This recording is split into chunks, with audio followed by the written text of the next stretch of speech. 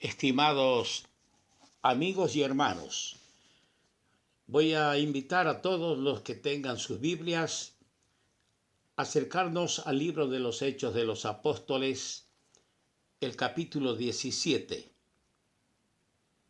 Los Hechos de los Apóstoles, el capítulo 17, y vamos a leer a partir del versículo 1. Dice así la palabra de Dios. Pasando por Anfípolis y Apolonia, llegaron a Tesalónica, donde había una sinagoga de los judíos. Y Pablo, como acostumbraba, fue a ellos, y por 3 días de reposo discutió con ellos, declarando y exponiendo por medio de las Escrituras que era necesario que el Cristo padeciese y resucitase de los muertos, y que Jesús, a quien yo os anuncio, decía él, es el Cristo. Y algunos de ellos creyeron, y se juntaron con Pablo y con Silas, y de los griegos piadosos gran número, y mujeres nobles no pocas.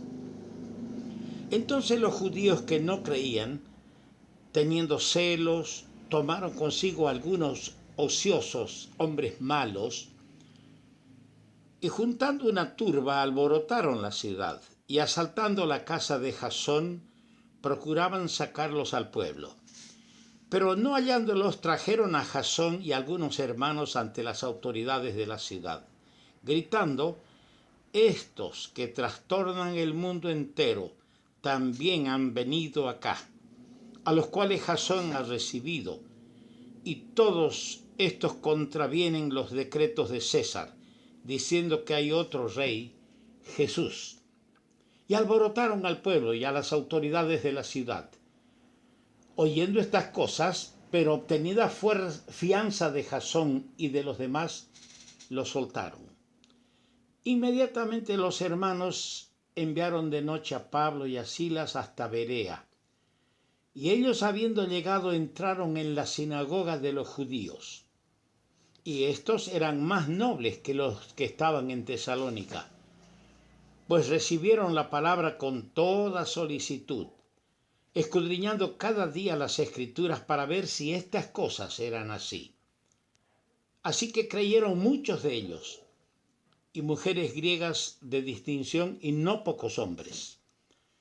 Cuando los judíos de Tesalónica supieron que también en Berea era anunciada la palabra de Dios por Pablo, fueron allá y también alborotaron a las multitudes. Pero inmediatamente los hermanos enviaron a Pablo que fuese hacia el mar, y Silas y Timoteo se quedaron allí. Y los que se habían encargado de conducir a Pablo le llevaron a Atenas. Y habiendo recibido orden para Silas y Timoteo de que viniesen a él lo más pronto que pudiesen, salieron. Que el Señor bendiga la palabra suya al corazón nuestro. En una ocasión, en el Evangelio de Juan, capítulo 5, verso 39, el Señor dijo estas palabras: escudriñad las Escrituras, porque a vosotros os parece que en ellas tenéis la vida eterna, y ellas son las que dan testimonio de mí. En este capítulo que hemos leído en los Hechos de los Apóstoles, encontramos que este capítulo abarca a 3 lugares muy notables que el apóstol Pablo visitó en su segundo viaje misionero. ¿Cuáles son esos lugares? Tesalónica, Berea y Atenas. En los 3 lugares, el siervo de Dios, en este su segundo viaje misionero, predicó con fidelidad, basándose en las Escrituras. Anunció a Cristo, predicó a Jesús y la resurrección, lleno de amor por las almas, al verlas en la ignorancia de la idolatría. El resultado fue que muchos creyeron, y en cada lugar se formó una congregación como testimonio a la gloria de su Salvador. Pero la persecución no se hizo esperar. Pero esa persecución contribuyó, como en otras ocasiones, más bien a cimentar la fe de los recién convertidos. Hoy hacemos una mirada a las iglesias y hay un relajo espiritual. Hay una armonía sin disimulo entre la iglesia y el mundo. El mundo le da un abrazo a la iglesia y la iglesia le ha abierto las puertas al mundo. En aquellos entonces el mundo perseguía y eso contribuía a afirmarse y ser más fieles al Señor. El detalle saliente, por ejemplo, de Tesalónica fue que se convirtieron, y así lo dice el apóstol, una vez que ya se constituyó la iglesia, les escribe una carta, Primera Tesalonicenses capítulo 1, verso 9, y entre las cosas que les dice es que se convirtieron de los ídolos a Dios para servir al Dios vivo y verdadero y esperar a su Hijo de los cielos. De Berea, el profundo interés con que se dedicaron estos convertidos a escudriñar las Escrituras, la base de su fe. ¿Y cuál es la nota sobresaliente de Atenas? El célebre discurso del apóstol Pablo, que no deja de ser una magnífica pieza entre los discursos apostólicos y donde se destaca la doctrina acerca de Dios, predicando en un ambiente donde en medio de la profusión de altares y la confusión espiritual reinante, se levantaba un altar al Dios no conocido. Después de oír al apóstol, los atenienses contrajeron una gran responsabilidad. Y es así, amigo oyente, es así, hermano en Cristo. Después de escuchar la predicación del Evangelio, después de saber que Dios te hace una oferta de perdón si te arrepientes, a ti, hermano, después de recibir la instrucción, la enseñanza de la palabra de Dios, no te hace más responsable, porque ya tienes la luz de Dios, la luz de su palabra. Y los atenienses contrajeron una gran responsabilidad que se acentuó, y esto es lindo leerlo, cuando algunos creyeron. Qué cosa más linda. El versículo 1 hemos leído ahora, dice, pasando por Anfípolis y Apolonia, llegaron a Tesalónica, donde había una sinagoga de los judíos. Inmediatamente de su llegada, el apóstol se dedicó a lo que fue el admirable comienzo de la obra en Tesalónica. Según el versículo 3, que dice, declarando y exponiendo por medio de las Escrituras. Las Escrituras fueron el argumento del apóstol Pablo. No usó él de fábulas, no usó argumentos filosóficos, no hizo sketch, no hizo comedias, dramas para llamar la atención. Las Escrituras fueron su argumento. Los padecimientos del Salvador en su muerte y su resurrección, de acuerdo a este mismo verso 3, era necesario que el Cristo padeciese y resucitase de los muertos.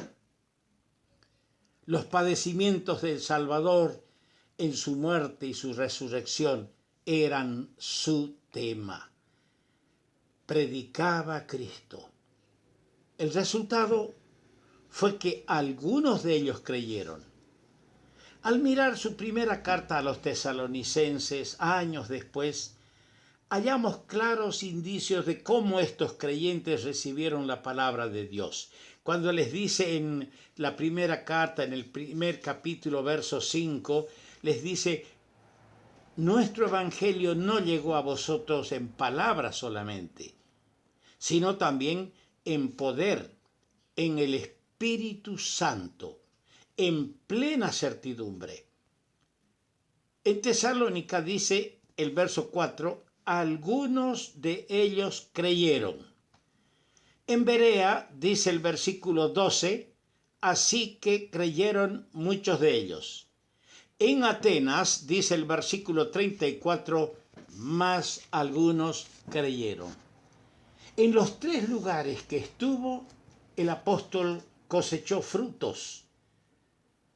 Su vida en peligro, su vida en riesgo, una férrea oposición al evangelio.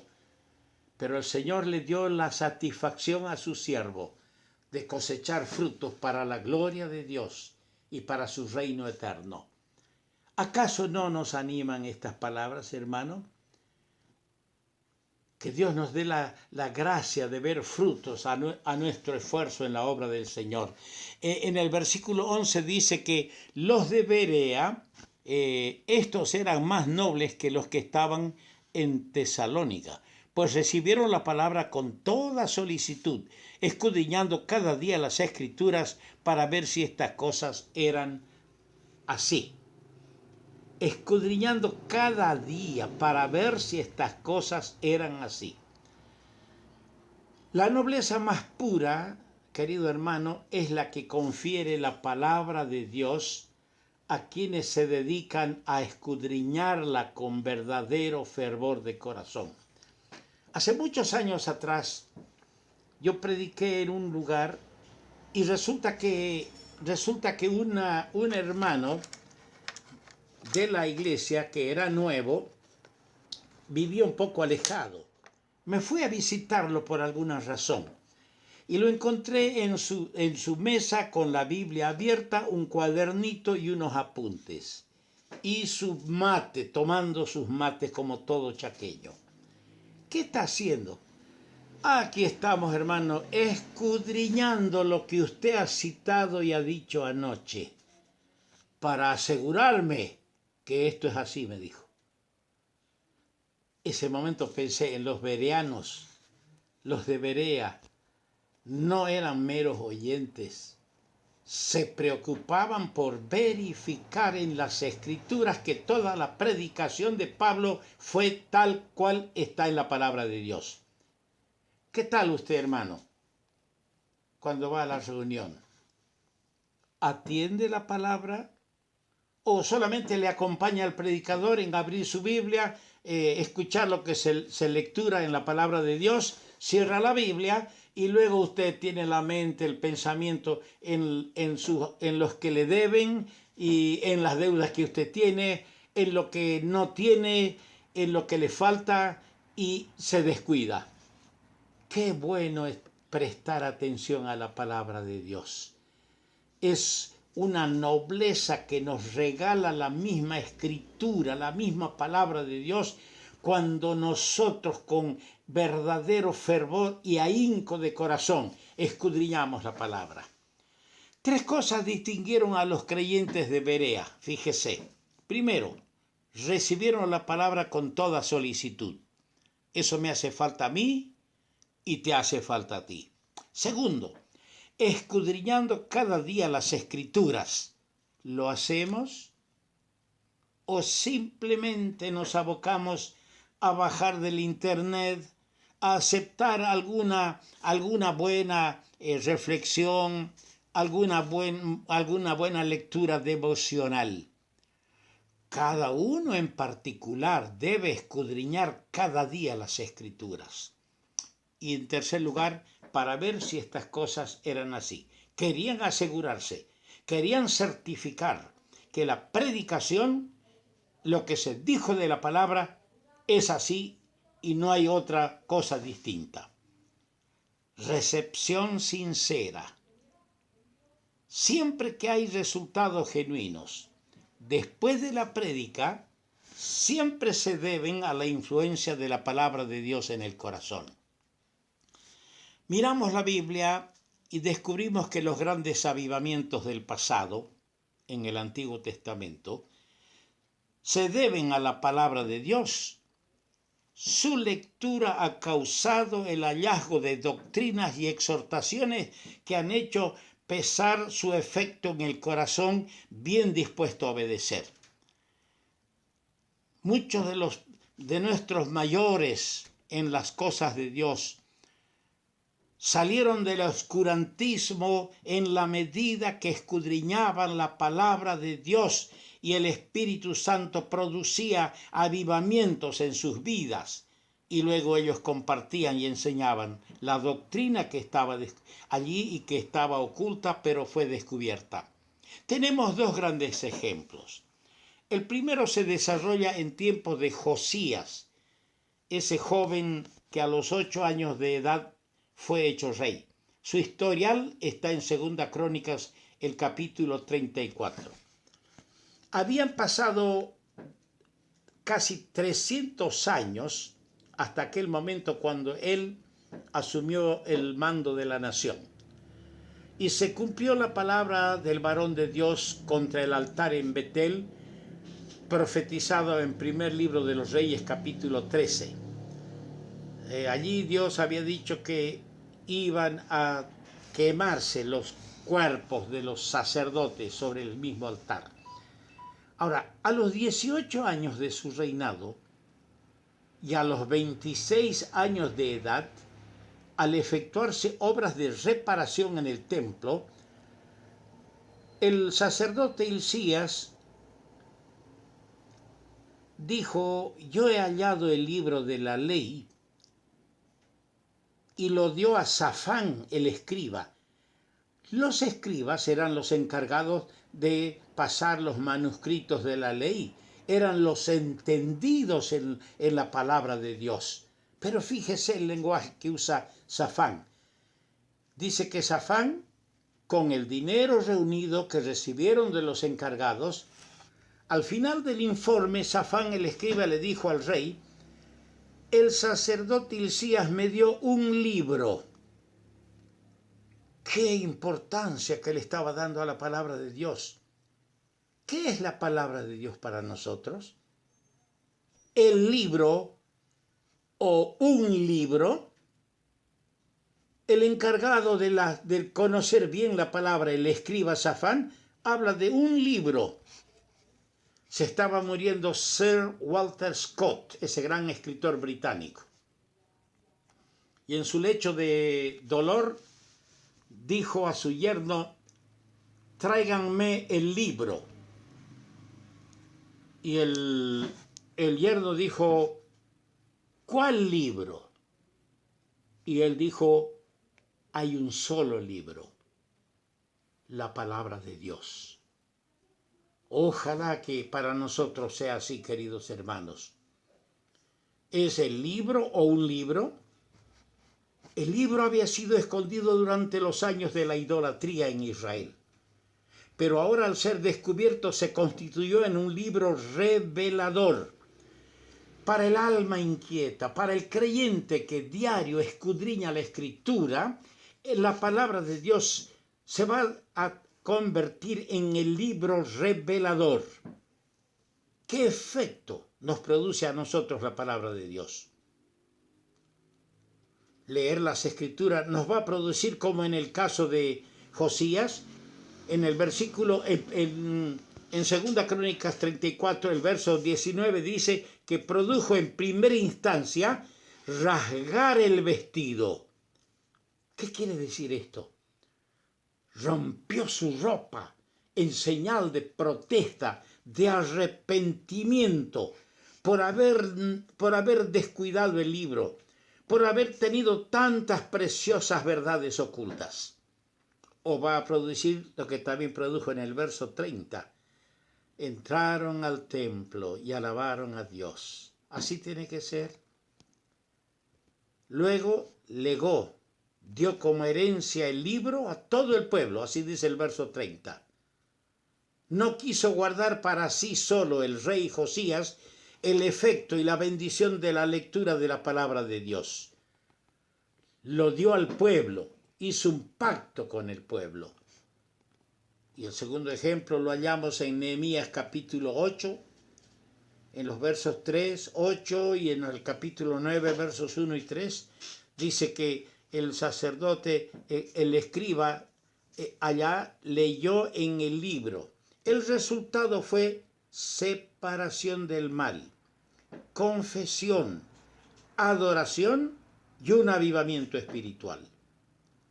Más importante que la prédica misma es la lectura de la palabra de Dios en público, leyéndola y dándole su verdadero sentido. Por eso la recomendación del apóstol Pablo a Timoteo: ocúpate en la lectura.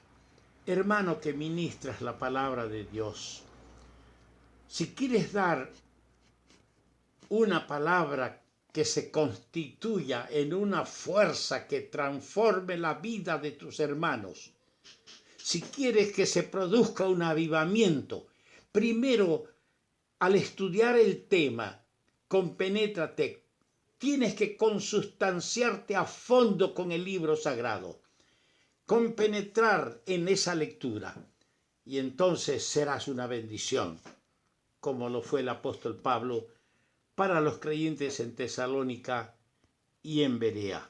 Vamos a continuar con este capítulo 17 en una próxima oportunidad. Que el Señor bendiga su palabra.